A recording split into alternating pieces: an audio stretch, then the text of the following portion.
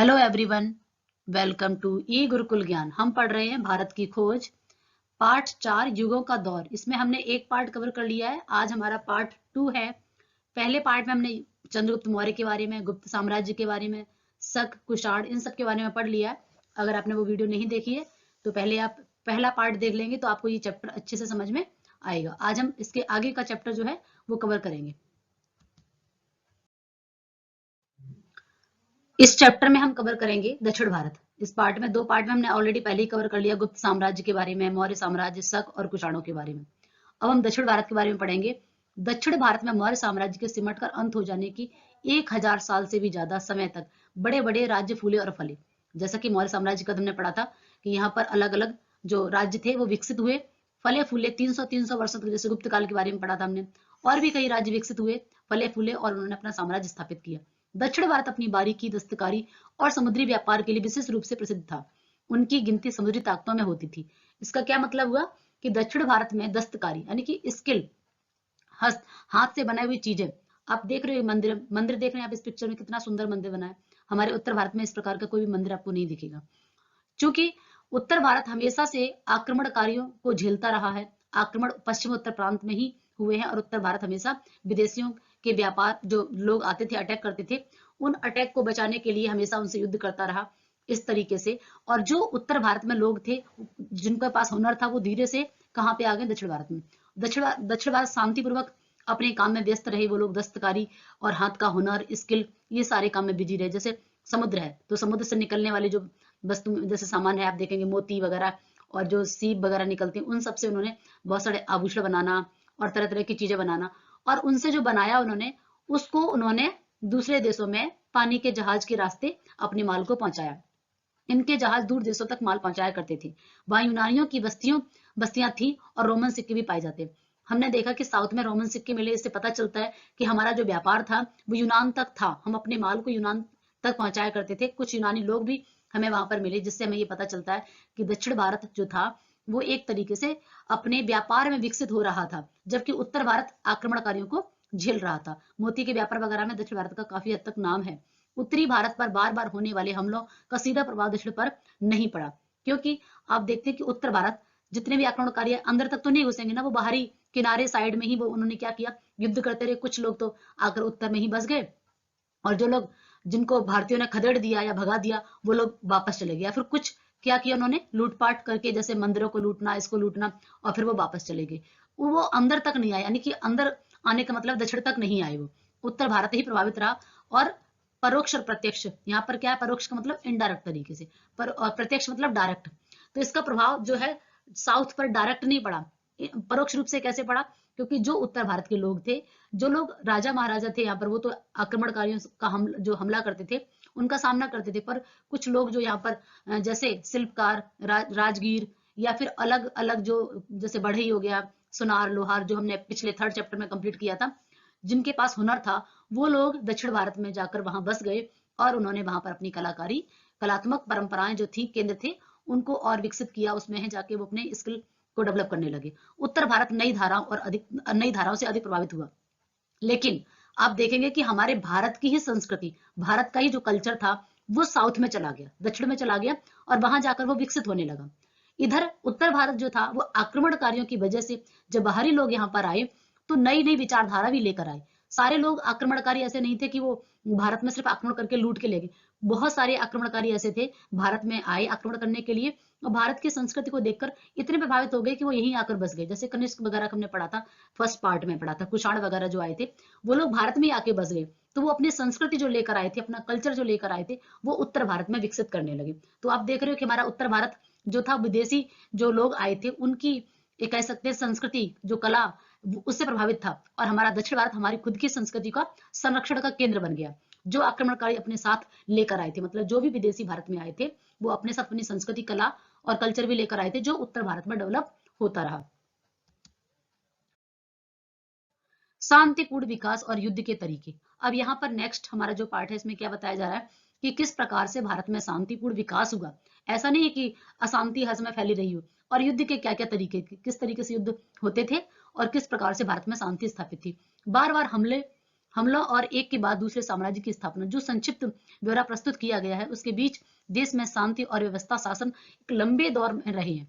हमने first part में देखा था कि 300 वर्षों तक हमारा गुप्त शासन चला था। अब आप बताइए, अगर 300 वर्षों तक चला, इसका मतलब बाकी शासन व्यवस्था काफी मजबूत रही होगी, स्ट्रांग रही होगी, शांतिपूर्वक सारे काम चल रहे होंगे, इसीलिए 300 सालों तक उसने अपना साम्राज्य विस्तार किया और शासन किया। तो यहाँ पर है कि बार बार हमले हुए, एक के बाद दूसरा साम्राज्य स्थापित होता गया। लेकिन अगर हम इसका संक्षिप्त में ब्यौरा देखें, मतलब उसकी डिटेल देखें, जानकारी देखें कि कैसे, तो उसके बाद बीच में देश में शांतिपूर्वक एक दूसरे के बाद जो शांति स्थापित हुई, जैसे एक राज्य आया तो उसने शांतिपूर्वक कार्य किया, फिर बीच में कोई दूसरा राज्य आ गया, तो शासन व्यवस्था में एक लंबे दिखता है समय की, किसी ने 150 वर्ष तक किया, किसी ने 300 वर्ष तक किया, किसी ने 150 वर्ष तक। तो ये सारी चीजें हमें दिखाई पड़ती हैं कि भारत में शांति व्यवस्था पहले से ही कायम थी। मौर्य, कुषाण, गुप्त और दक्षिण में आंध्र, चालुक्य, राष्ट्रकूट के अलावा भी ऐसे राज्य थे 200-300 वर्षों तक कायम रहे। अब आप बताइए, अगर हम युद्ध करते रहेंगे तो कुछ सालों में ही सिमट के रह जाएंगे। जहां आप 200-300 वर्षों तक काम कर रहे हैं, इसका मतलब आपकी राजनीतिक व्यवस्था, आपका शासन, राजा जो है वो शांतिपूर्वक प्रजा के साथ काम कर रहा है, इसीलिए उतने लंबे समय तक उन्होंने कार्य किया। एक एक करके नाम दे रहे हैं कि पहले मौर्य आए, कुषाण आए, गुप्त आए, आंध्र की बात करते हैं, मतलब साउथ की बात करते हैं, चोल, चेर, पांडे, चालुक्य, राष्ट्रकूट, इन सब के अलावा भी बहुत सारे ऐसे राज्य रहे जिन्होंने 200-200, 300-300 वर्षों तक अपना राज्य स्थापित किया। तो इसका मतलब ये है कि भारत में शांति व्यवस्था पहले से थी। इनमें लगभग सभी राजवंश देसी थे, यानी कि जो यहाँ पर राजा थे वो हमारे देश के ही नेटिव, यानी कि नेटिव थे, देसी राजा थे, न कि बाहर से। कुषाणों जैसे लोगों ने भी, जो उत्तर भारतीय सीमा पार करके आए थे, जल्दी अपने आप को देश की सांस्कृतिक परंपरा में अनुरूप ढाल लिया। अब कुषाण हमारे भारत के नहीं थे, विदेशी थे, यानी कि भारत में उन्होंने आक्रमण के लिए आए थे, फिर भारत के कल्चर से इतने अधिक प्रभावित हो गए कि भारतीय हो गए ये लोग।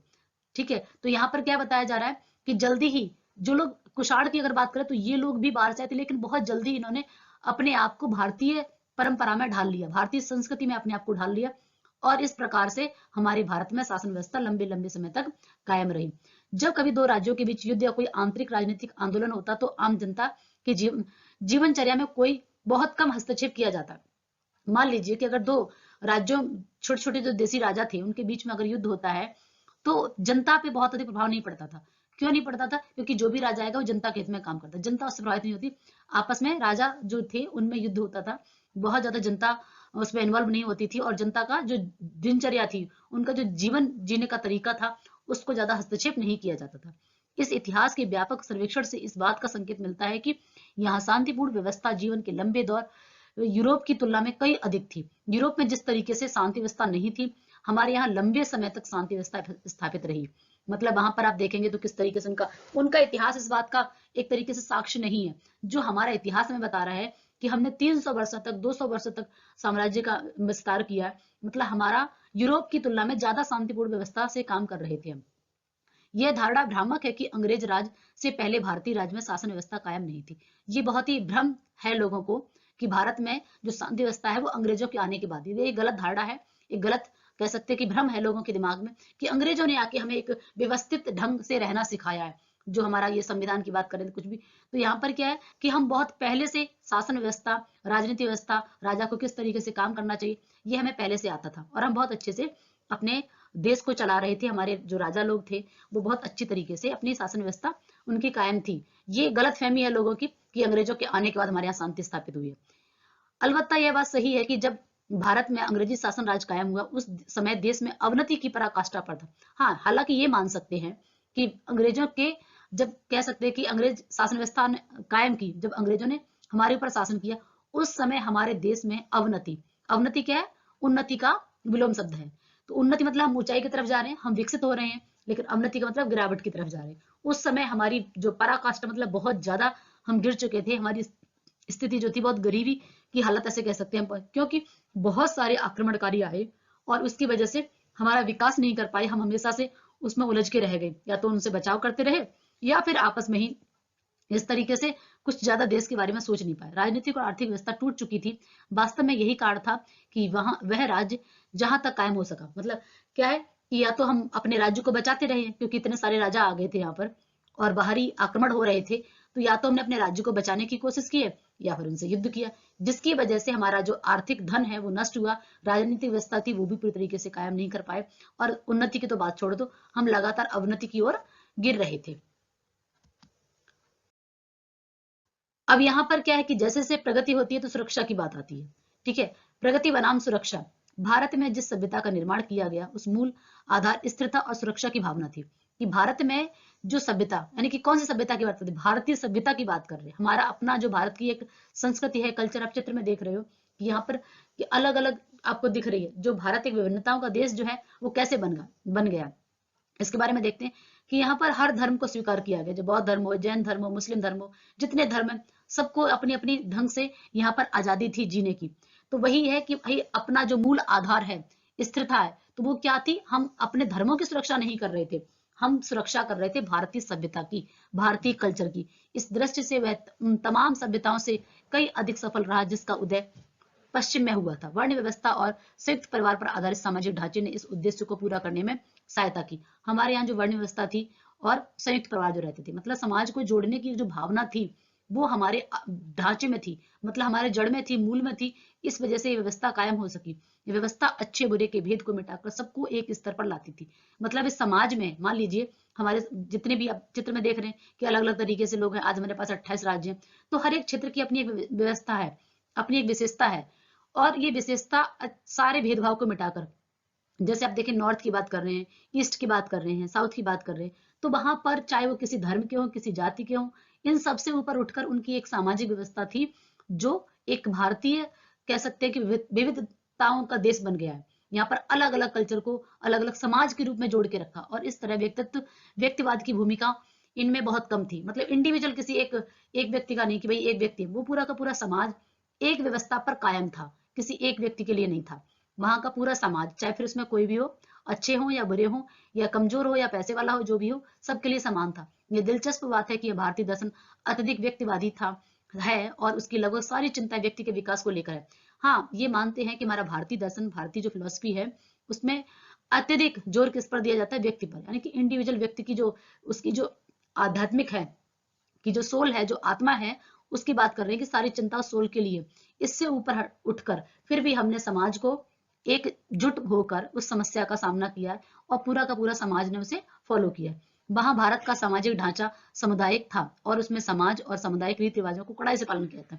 वहीं जहां इंडिविजुअल बात करते हैं, व्यक्तिवाद, हमारा भारतीय दर्शन, वहां पर भारतीय सामाजिक ढांचा समुदाय एक बनाया गया, और उस सामाजिक ढांचे को सभी लोगों ने बहुत ही नियम के साथ, बहुत ही कड़ाई के साथ उसको पालन किया। मतलब नियमों का पालन करना, फिर चाहे कुछ भी हो जाए, किसी भी धर्म के लोग, वो एक समाज ही पूरा का पूरा उस कल्चर को, उस समाज को फॉलो कर रहा है। एक तरीके से मान सकते हैं कि सबको वो नियम फॉलो करना ही करना है। इस सारी पाबंदी के बावजूद पूरे समुदाय को लेकर बहुत लचीलापन भी था। ऐसा कोई कानून या सामाजिक नियम नहीं था जिसे रीति रिवाज से बदला ना जा सके।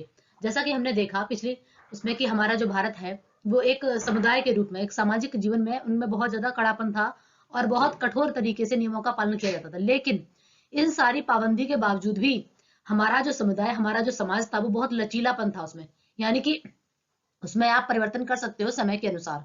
जैसे हमारा संविधान है कि उसमें जो बेसिक चीजें हैं वो हमेशा वही रहेंगी, लेकिन समय के अनुसार जो आवश्यकता है उसके अनुसार आप उसमें परिवर्तन कर सकते हैं। जैसे भी 100+ उसमें अमेंडमेंट हो चुके हैं, वैसे ही ये समुदाय इतने ज्यादा कठोर नहीं थे कि उनमें परिवर्तन ना किया जा सके। तो यानी कि जड़ें जुड़ी रहेंगी और उसमें परिवर्तन भी कर सकते थे सामाजिक नियम कानून। ये बताया गया। जैसे आप देख रहे हैं कि सब मिलकर एक साथ हैं, बीच में एक है ना, किस तरीके से भारतीय होने का जो दिखा रहे हैं। यह भी संभव है कि नए समुदाय अपने अलग अलग रीति रिवाज, विश्वासों और जीवन व्यवहार को बनाए रखकर बड़े सामाजिक संगठन के अंग बन रहे हैं।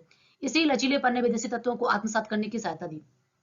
साथ ही साथ क्या हुआ कि हमने शुरू से अतिथि देवो भव, भारत ने शुरू से इन विदेशी जो भी आए, यहाँ पर नए तत्व आए, यानी कि जो भी सामाजिक रीति रिवाज, एक तरीके से जो संस्कृति, जो कल्चर विदेशी लोग हमारे यहाँ भारत में लेकर आए, जो यहाँ भारत की संस्कृति में जज्ब हो गए, भारतीय बन गए, उनको भी हमने स्वीकार किया, उनको हमने आत्मसात किया। आत्मसात करने का मतलब क्या है कि हम होली मनाते हैं, हम ईद मनाते हैं, हम लोहड़ी मनाते हैं, हम सारी चीजें, बैसाखी मनाते हैं, एक सारी चीजों को एक साथ मनाते हैं। जो जो यहाँ पर आप देखेंगे, किसी को भी ऐसा नहीं लगता कि कोई विदेशी है, कोई बाहर से आया। ऐसा लगता है कि हम सभी आपस में, जिस तरीके से चित्र में देख रहे हैं कि सभी एक परिवार के भाई हैं, और उन सबका जो एक बेसिक टाइटल है वो क्या है, भारतीय, जो बीच में आपको दिख रहा है।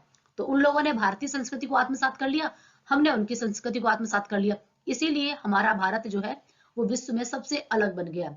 जब हम किसी को स्वीकार करते हैं तो हमारा महत्व और बढ़ जाता है, ना कि कम हो जाता है। समन्वय केवल भारत में बाहर से आने वाले विभिन्न तत्वों के साथ नहीं किया गया, बल्कि व्यक्ति के बाहरी और भीतरी जीवन तथा मनुष्य की प्रकृति के बीच भी समन्वय करने का प्रयास दिखाई पड़ता है। अब जो समन्वय का मतलब क्या हुआ? तालमेल। हमने विदेशी संस्कृति के साथ और विदेशी संस्कृति ने हमारे साथ, जो हमने बाहर बाहर से लोग आए उन सारे तत्वों को आत्मसात किया। केवल इतना ही नहीं किया, मनुष्य के आंतरिक और बाहरी, यानी कि हम अंदर से कैसे हैं, हम क्या सोच रहे हैं, उसके साथ और बाहरी जो जीवन है उसके साथ भी हमने सामंजस्य बिठाया। साथ ही साथ प्रकृति के बीच भी, कि मनुष्य का प्रकृति के साथ, हमारा भारत जो है हमेशा से प्रकृति को अपनी साहित्य में, अपनी संस्कृति में उसने जोड़ के रखा है। आप देखेंगे कोई भी धार्मिक त्योहार कुछ भी हम इस तरीके से मनाते हैं तो हमारे इसमें प्रकृति का बहुत महत्व होता है। या फिर हम अपने वेद की बात करें तो ऋग्वेद में किस प्रकार से वायु को, सूर्य को, इंद्र को, है ना, वरुण को, इस तरीके से जो हमारे जो प्रकृति है, नेचर है, उन सब का बहुत महत्व है। आज भी हम सुबह सूर्य को जल देना, ये सब करना, ये सब प्रकृति के साथ जुड़ना। जल प्रदूषण, वायु प्रदूषण क्यों हो रहा है? क्योंकि लोग प्रकृति से दूर हट रहे हैं, प्रकृति की परवाह नहीं कर रहे हैं, जबकि पता नहीं कि प्रकृति को हम नुकसान पहुंचा रहे हैं, तो उसको जो नुकसान पहुंचा रहे हैं वो प्रकृति को नहीं पहुंचा रहे, हम अपने आप को ही पहुंचा रहे हैं। लेकिन भारतीय संस्कृति इसमें हमेशा से बहुत आगे रहा, उसने अपना हमेशा से सामंजस्य बिठाने की कोशिश की। जैसे जो पौधे ऑक्सीजन देते हैं उनको हमने धर्म से जोड़ दिया, उनको हमेशा से, मतलब उनको काटना नहीं। बहुत सारी चीजें हैं जो भारतीय लोग करते हैं और विदेश में कोई इतना फॉलो नहीं करता है। इस सामान्य संस्कृति पृष्ठभूमि से भारत का निर्माण किया गया, पर इस पर विविधता के बावजूद एकता की मोहर लगाई। और इतनी सारी विविधता, ये जो एक पृष्ठभूमि बन गई है अलग अलग संस्कृतियों की, और उन पर एक मोहर लगा दी, क्या? भारतीय। ये बीच में दिख रही है आपको मोहर? इसका क्या मतलब हुआ कि डिफरेंट डिफरेंट पृष्ठभूमि से आए हुए लोगों ने एक अपनी पहचान बना ली, भारतीय।